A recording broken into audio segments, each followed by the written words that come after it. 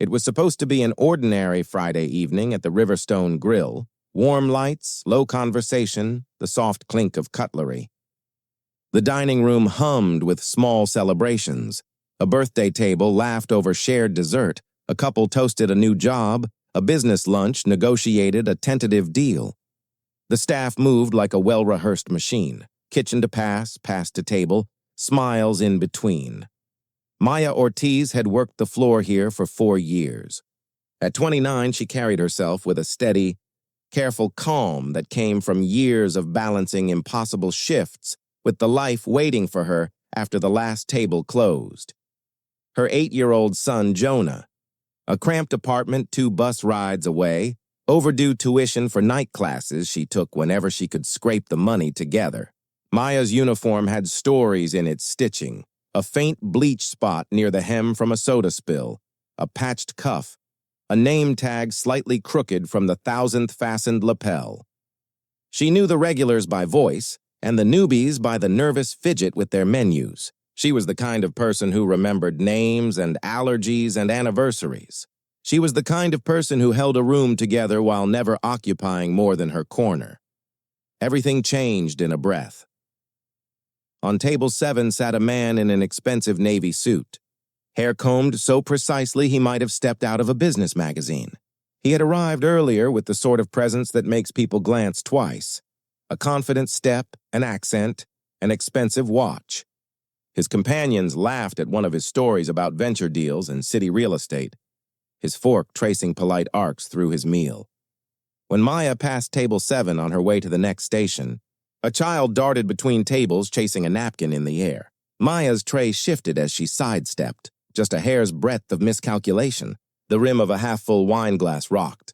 A bead of deep red slipped over the glass and landed on the man's cuff, then trickled down, a stain spreading on the crisp white of his shirt. The man's expression snapped from indulgent to furious in the blink of an eye. He rose without warning, and with the thunder of entitlement, he shoved his chair back. "You idiot!"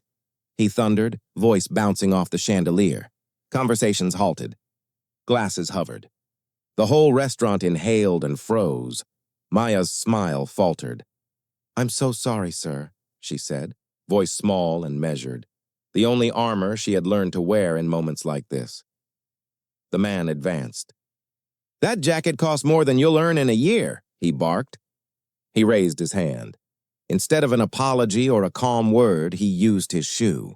He kicked the edge of Maya's shin with a hard, deliberate thrust, not sideways, but like a statement, property asserting power. Pain flared. Tears pricked at her eyes, but she stayed collected, curling one arm over her abdomen as if that could hold the dignity he tried to crush. She whispered, barely audible, "Please, please stop kicking me." Time fractured. Eyes that had once watched him with admiration now watched a spectacle. Some filmed with their phones. Others averted their faces. The restaurant's manager, Mr. Grayson, pushed through from the kitchen, flustered, saying something about comping a meal and calming a customer.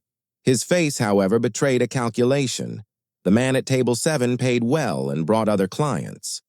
Business weighed heavier than conscience in that instant. The man sneered and launched into a tirade about standards and losses and people who don't belong here. The words stung with a particular coldness. He didn't just call her clumsy. He invoked the kind of dismissive language that put people in boxes. "You should be working in places like that," he said, gesturing almost lazily at the far wall where a municipal housing flyer had once been tacked. Maya wanted to sink into the floor. She imagined Jonah waiting, homework abandoned on the kitchen table because she had a double shift, expecting dinner. In 100 private ways, she had already been kicked by life. She didn't ask for more public humiliation, but he wasn't done. He used the words poverty and slum and complaints, words that leave burns as they land. The room's air thickened with the weight of a man who believed his money gave him license to wound. At the corner window, unnoticed by most, a man folded his napkin and closed a small notebook. He'd been coming to the Riverstone Grill for months, always taking the same seat and ordering the same dish. He went unremarked, a quiet presence among the midtown bustle. His clothes were decent but unflashy. He never left a business card in the check folder. Most nights he read. Some nights he observed. He never seemed to arrive with an entourage, never to be photographed in the press. To the dining room, he was merely another patron. His name was Daniel Reyes. Daniel had a way of watching that was different from curiosity. It was methodical. Over time, he had noticed patterns, which servers were frequently overworked, which managers turned a blind eye, how some guests always arrived with an air of ownership. Most people saw him as invisible. He preferred it that way. He didn't crave applause. He preferred to do his work in places where small bets could turn into large, meaningful changes. When the man in the suit kicked Maya, Daniel's attention snapped like a fulcrum catching weight. He looked at the scene the way a judge looks at a scale gone askew. Imbalance where there should be balance.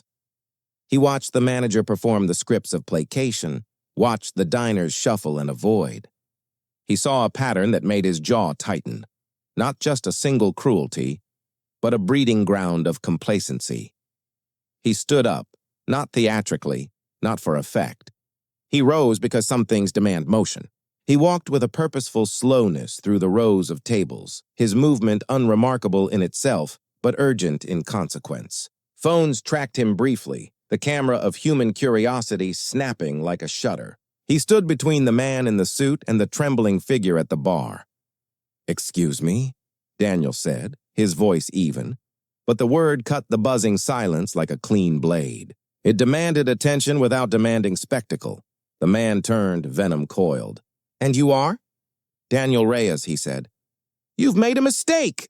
The man laughed, a contemptuous bark. "You want to tell me what I did?" "You kicked her," Daniel said, "in a public place, in front of witnesses, in front of cameras. You may not understand what it means to have power, but you understand consequences."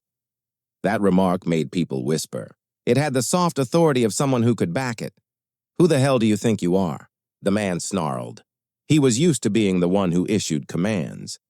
Daniel reached into his jacket and pulled out a slim folder. Not a grand gesture, just a practical movement, like a man showing his hand in a game he'd been rehearsing. To the manager, he said, "I completed the acquisition paperwork this morning. You should have been notified, but I understand it's been a busy week." The manager, Mr. Grayson, looked suddenly small under the weight of the papers and the attention. His mouth opened and shut, untethered. "Acquisition?" someone murmured. People exchanged incredulous looks. "Did this man just say he owned the restaurant?" "In other words," Daniel continued, "I bought the debt. That gives me control over the property and the right to make decisions about who manages it and how. I believe people who work here should be treated with dignity." There were audible gulps from the dining room. The man in the suit's smugness flickered. He straightened, trying to anchor himself in a title that might buoy him through the sudden shift of tides. "You can't," he began, as if rights purchased that night would shield him. Daniel's tone stayed measured. "You can be a customer. No one disputes that. You can be a valued one. But you can't assault staff with impunity. You can't humiliate people because you feel superior. That ends when the employer who enables you changes." A silence fell that didn't feel like the absence of noise. It felt like the space where consequences would collect. The manager, unsettled and suddenly accountable, stepped forward with the reflex of the official.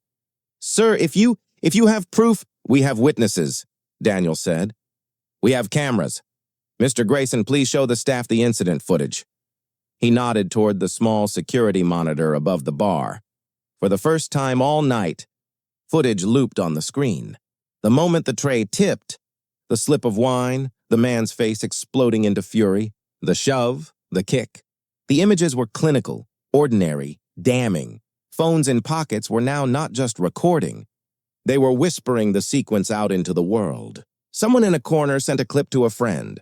Within minutes, the restaurant hummed with the faint electric charge of an event that refused to stay internal. The man in the suit sputtered, his color fluctuating. "This is ridiculous." "You can't," he fished for power in the voices around him. A few people looked away, embarrassed. Others looked on with a hunger for justice that had nothing to do with the man's bank account. Daniel turned to Maya. His face changed from observer to an expression of sincere respect. "Miss Ortiz, are you all right?" She met his eyes, and for the first time that night, someone saw her without the shade of sympathy. Daniel didn't look pitying. He looked clear-handed. I'm okay, she managed, still holding her stance, trembling where she must but steady where she could. Daniel then addressed the room, quietly but clearly. This restaurant will operate differently from now on. We will put in place a zero-tolerance policy for abuse and harassing conduct. We will establish a staff council. We will hire a coordinator for staff welfare and complaints. Employees will receive training and protection so they can do their jobs without fear. These were not empty platitudes.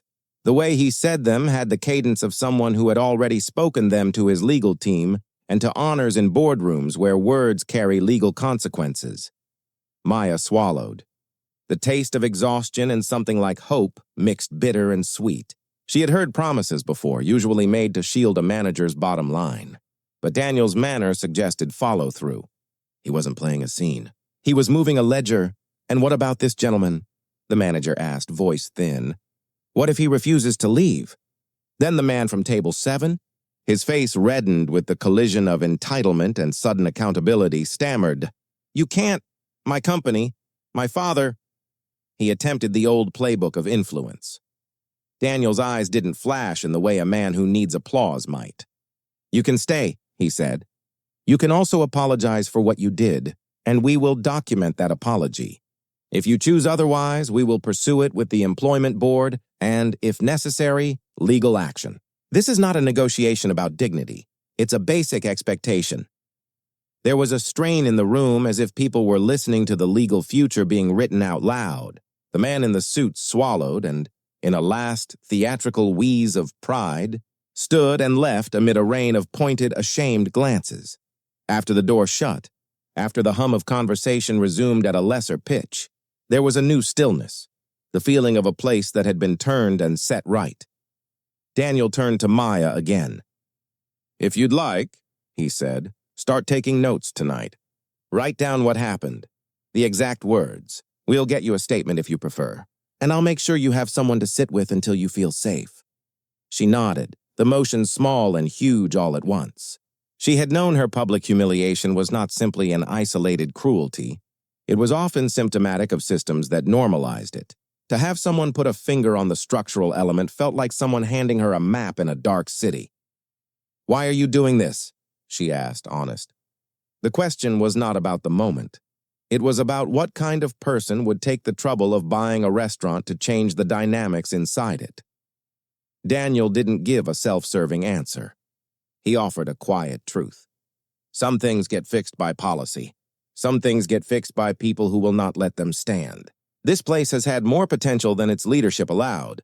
You were the reason I kept coming back. The rest of this? That's just paperwork. She glanced down at his hands. No gaudy watch. No dramatic cufflinks. Just the skin of a man who had seen enough. In the weeks that followed, everything changed in formal and subtle ways. New posters went up in the staff room. Zero tolerance for harassment.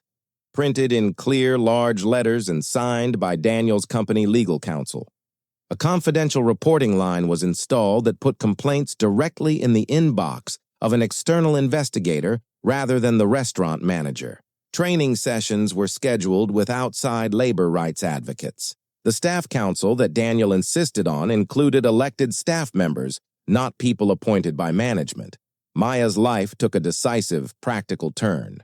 Daniel offered her a choice he had already decided would be the best fit, a formal leadership path and an opportunity to be trained to manage, with pay and a defined share of profits if she wanted it. He offered tuition for the business and hospitality courses she'd been scribbling about in the margins of receipts in her downtime. He offered security where there had been precarity. Will you take it? He asked. She felt a rush of disbelief and careful optimism. I don't know, she said. It sounds like too much. It's never too much if it's the right kind, Daniel said. We'll do it step by step. And you won't be alone. The transformation was not instantaneous. Old patterns creaked. Some customers grumbled at the new enforcement of civility. A few arrogant regulars found other restaurants to test their sense of entitlement. The old manager, faced with a shifting reality and a lot of new oversight, resigned, and found quieter work. The rhythm of the kitchen changed as complaints fed into a system that demanded resolution. Staff who had long hidden frustration were given rooms to speak, to reconcile, to be trained. Maya learned to run a staff meeting. She wrote an operational checklist that prioritized human needs, staffing ratios, break schedules, incident reporting protocol. She began to step into the space of leadership with the same attentiveness she had practiced on the floor. One hand on the pulse of service, the other on the ledger of fairness. Months later, the Riverstone Grill reopened under a new spirit, if not a new name. The name on the awning changed only if you looked at the subtext. The tagline under the sign read, in small gold letters, "A place where respect is always on the menu. Business savvy married to dignity." It seemed like a small line in a brand refresh memo. In reality, it was a promise that had been fought for. Word spread beyond the neighborhood. Clips of the night in which the man in the suit had been called to account circulated online. Beyond gossip, they evolved into narratives about workplace dignity and corporate responsibility. Interviews began. Reporters came to ask about policies and how the process was implemented, not to sensationalize the old assault, but to examine the practical framework that prevented it from happening again. Daniel's team published a case study about how acquisitions could be values-driven. The restaurant became a model, not merely a place to eat, but an incubator for training people in hospitality and leadership. Maya took a breath and stood on a small stage one night during a community event. She spoke in front of a room of staff, local school teachers, and a handful of city council members. Her voice shook at first, then settled into a stronger cadence as she told the story simply and plainly. The fear, the humiliation, the awkwardness of being lifted into a spotlight she had never asked for. She told them about the tiny acts that compounded to make someone feel invisible, and about the systems that either reinforced those acts or pushed them back. "We didn't just change a sign," she told the room. "We changed the way decisions are made. People matter, not just the people who spend money. People who make this place run deserve dignity." The room stood. Applause was not theatrical. It was an honest kind of gratitude for a truth many had felt, but few were brave enough to name. Outside the restaurant, the man in the suit tried to salvage something of his image. He issued a statement of apology in a clipped corporate tone that read like a legal brief. It was quickly dissected and recorded as insufficient by commentators who had followed the story. His investors, uncomfortable with reputational risk, shuffled toward distancing statements. The arc of consequence did not revolve simply around one man's fall. It revealed how accountability moves through networks and how social pressure meets legal frameworks. Back in the dining room, Maya kept working. She learned spreadsheets and payroll cycles. She negotiated vendor contracts. She taught a workshop on customer relations to new hires, emphasizing empathy and assertive professionalism.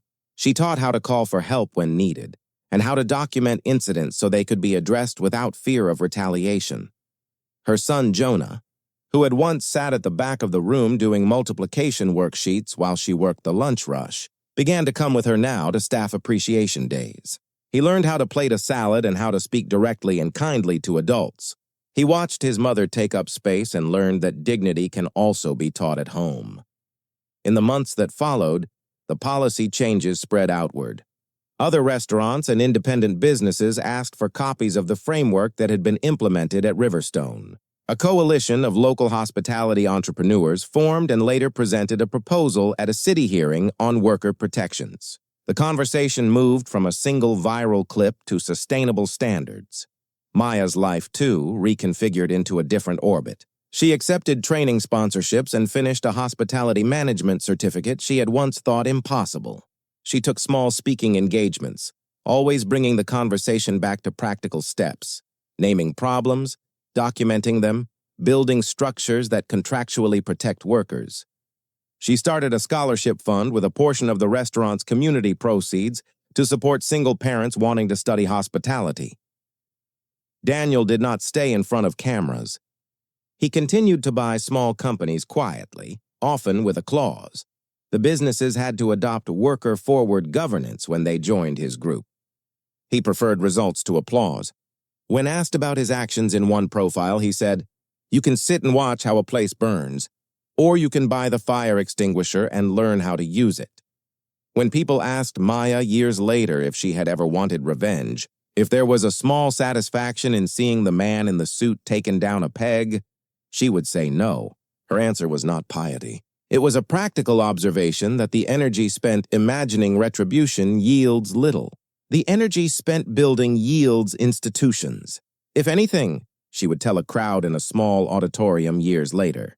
As a line of microphones recorded the talk, "I learned that people who think their clothes make them better than others don't change because they are humiliated.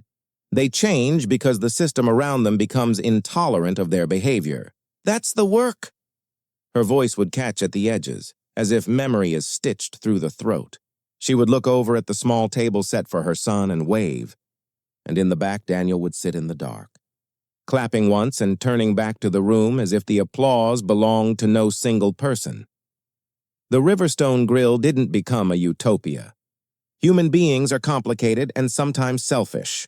Staffing problems emerged. Vendors failed. There were nights when the old pressure returned and Maya had to make difficult calls. But the baseline had changed. And in the real world, that becomes everything. People who work for corporations and in restaurants often feel like they live on the edge of someone else's mood. It is a precarious place, the kind of place where dignity requires a daily affirmation. What changed in that restaurant that night was not only the formal power that Daniel had brought by buying debt and instituting policy, it was also that someone had publicly, unmistakably, refused to be complicit anymore. That is the kind of intervention that ripples. Years later, Maya would frame a small card on the wall of a back office, not a certificate or a plaque, but a printed index card with a single sentence she'd scribbled on the evening the man in the suit left. She kept it where staff could see it during a long shift. It read, "See each person as the story they are, then treat them with the dignity you want when your shoes are worn thin." People read it and nodded. Some laughed at the phrasing. Others folded it into their apron pockets like a memory. Jonah learned to read it and to say it back when he had to perform 100 small tasks under the noon sun. He grew up knowing his mother as someone who fixed problems by teaching people to see each other.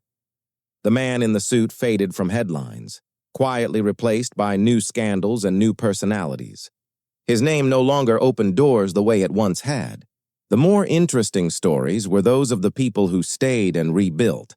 Cooks who became sous chefs, dishwashers who opened small catering companies, a former bartender who went back to school for social work and began a program teaching conflict resolution to service industry workers, and sometimes, on a quiet Tuesday when the lunch rush settled into a lull, a new customer would come in and hesitate at the sight of the small gold letters under the Riverstone Grill sign.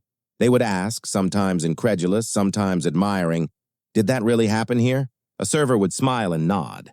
"Yes," they would say. And somebody stepped in.